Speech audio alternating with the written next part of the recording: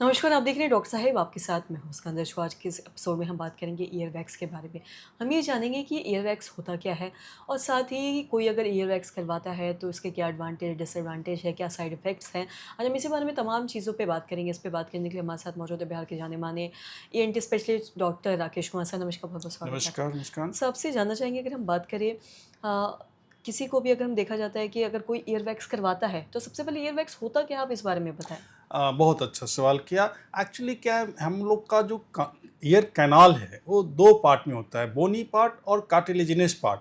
तो cartilaginous part जो होती है, जिसको मुलायम हड्डी भी बोला जाता है कॉमन भाषा में, उसमें सेरोमिनस ग्लैंड होते हैं। जो उस ग्लैंड का काम होता है सिक्रीशन करना, ताकि ईयर कैनाल थोड़ा लुब्रिकेट रहे और कुछ भी उसमें डस्ट पार्टिकल वगैरह ट्रैप्ड हो जाए। उसका बाय प्रोटेक्ट एक तरह से भगवान ने इस तरह का बनाया ही है, वहाँ पर संरचना ही ऐसी है।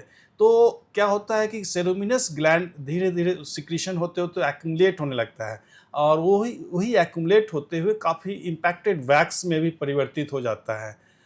जो कि बाद में काफ़ी मरीज़ जो आते हैं दर्द की समस्या के लेके आते हैं और कान सुनने की समस्या, कान यदि ब्लॉक्ड हो जाता है ईयर कैनाल तो सुनने में भी परेशानी आ सकती है। और इवन कि इचिंग की समस्या, बहुत मरीज़ बोलते हैं मुझे कान काफ़ी खुजलाता रहता है और यदि ज़्यादा ही इम्पैक्ट हो जाए तो धीरे-धीरे वो पीछे पुश होते हुए ड्रम्स को भी अफ़ेक्ट कर सकता है। जी।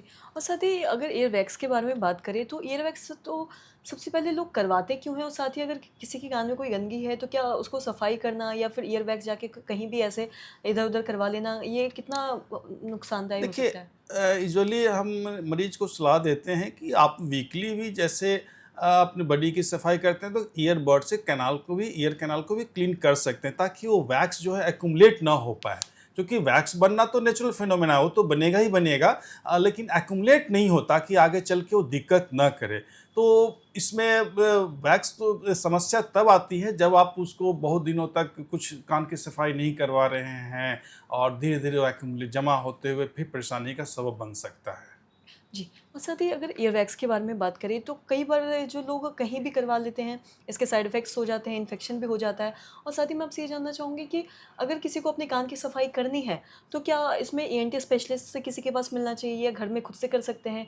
या फिर अगर ईयरवैक्स करवा भी रहे हैं, तो कहाँ जाके वो करवा सकते हैं, इस बारे में बताएँ? बहुत अच्छा सवाल किया। जैसा मैंने अभी तुरंत बताया कि आप वीकली भी अपने से भी जॉनसन बर्ड या ईयरबड वगैरह लेके कान की सफाई कर सकते हैं, ताकि वैक्स जमा ना हो पाए।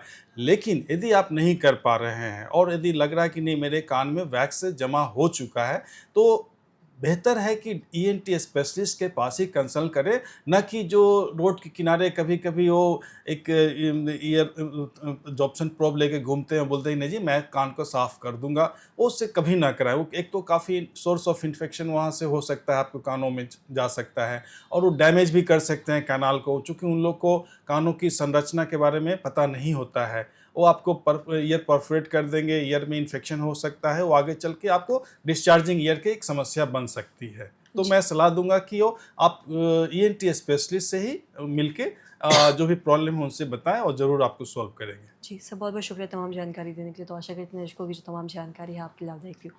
तो आज के इस वीडियो में इतना ही। वीडियो देखने के लिए आपका धन्यवाद।